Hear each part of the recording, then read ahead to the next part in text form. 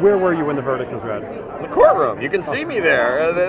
In fact, if you turn if the YouTube, you can turn the camera hands to the Goldman family, and I'm sitting right behind them. And the thing I always think is, you look so young.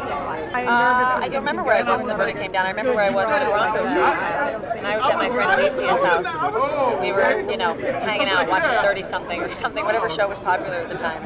Kept getting interrupted by that Bronco, and I found it really irritating. I remember when the Bronco. I remember that more clearly than the verdict.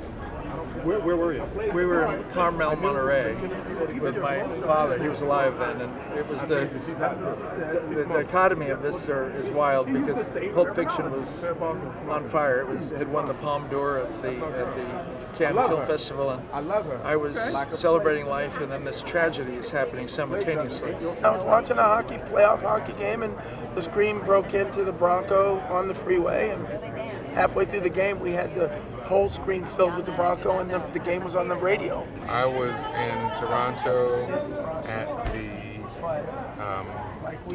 Boys Next Door with Tony Goldwyn and Nathan Lane and crew, Robert Sean Leonard. Tony and I were in his apartment watching the verdict. And it came down, and I screamed yes, and he screamed no, and we looked at each other in horror and started to talk about where we both were, why we felt that way. And then when we did the lawn chair scandal episode, he reminded me that we were together during that time period. Do you feel the same way now that you did then? I kind of blocked it out because I was in such shock that he went through the whole process. I was a big fan of his. So Tony had to remind me that we were actually together. I had forgotten. If you think about it, I had starred 2 years earlier in Boys in the Hood.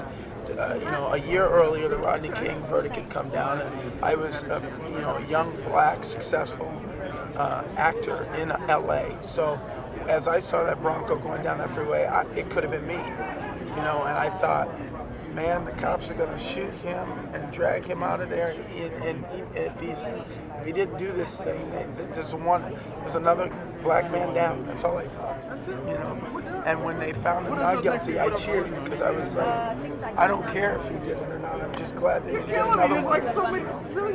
And here we are 20 years later, me looking back on that attitude and that response to what I was seeing, what I know now. It's just an emotional roller coaster.